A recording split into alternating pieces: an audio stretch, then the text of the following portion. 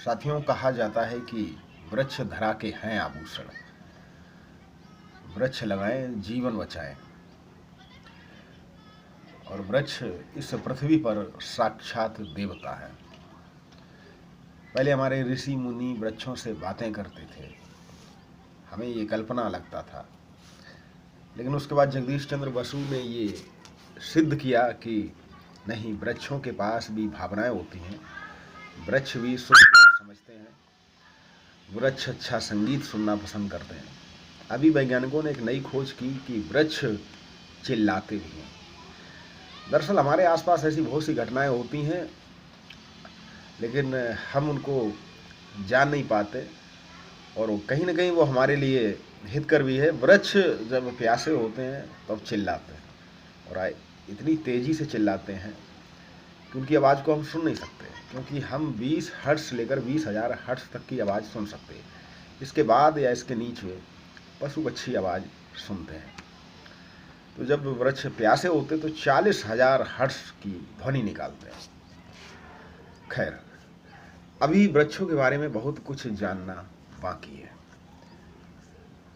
वृक्ष हमारे लिए करते क्या हैं? अगर वैज्ञानिक दृष्टि से देखें तो हमें ऑक्सीजन तो देते ही हैं, दवाइयाँ देते हैं, ईंधन देते हैं, पशु पक्षियों का घर है उन पर, और जो हम कार्बन उत्सर्जन करते हैं विभिन्न माध्यमों से उसका अवशोषण करते हैं, हमारे आसपास के प्रदूषण को कम करते हैं। वृक्षों के बारे में जितना बोला जाए कम है, और वृक्ष इस पृथ्वी के वास्तव में साक्षात देवता है।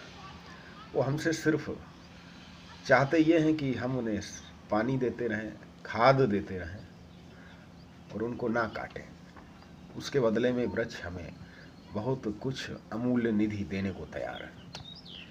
अब प्रश्न उठता है कि वृक्ष को हम किस तरह बचा सकते हैं, क्योंकि हमारी बहुत सारी आवश्यकताएं वृक्षों से पूरी होती है।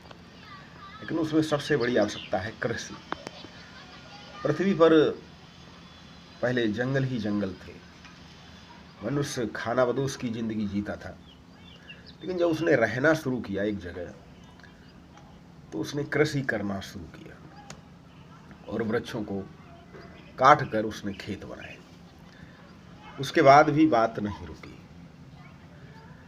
दरअसल जितना हम खाते हैं, मनुष्य जितना भोजन ग्रहण करता है, उसके लिए जितना भी कृषि भूभाग क्षेत्र है उसका सिर्फ 25% ही मनुष्य के लिए पर्याप्त है।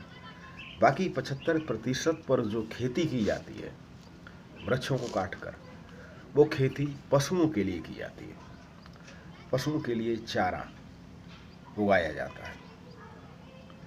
वो अनाज पशुओं के हिस्से में जाता है। और पशुओं को हम किस लिए पालते हैं? उनसे हम दूध और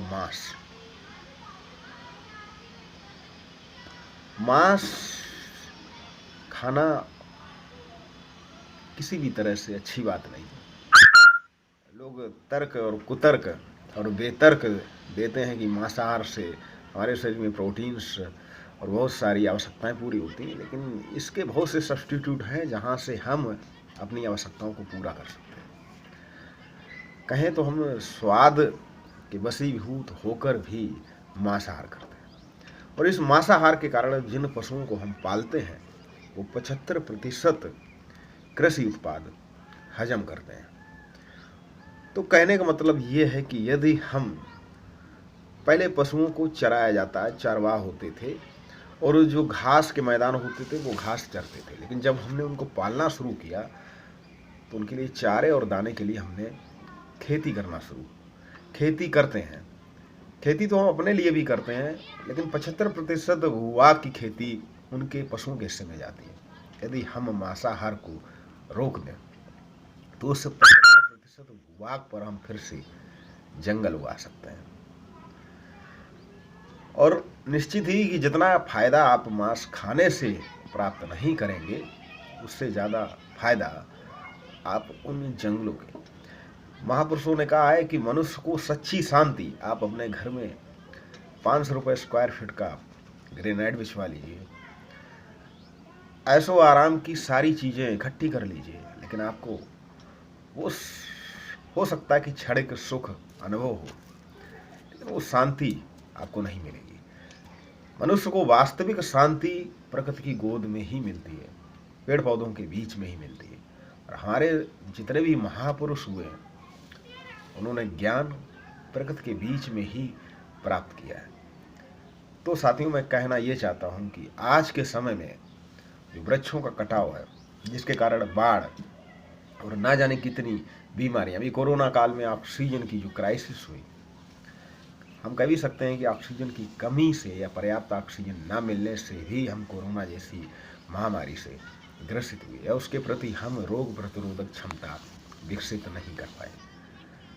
तो कुल मिलाकर आपसे निवेदन है कि अधिक से अधिक वृक्ष लगाएं और मांसाहार को त्यागें।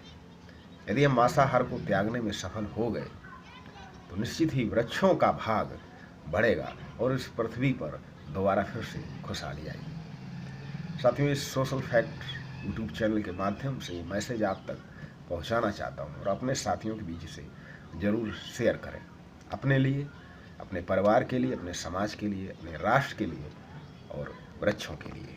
नमस्कार।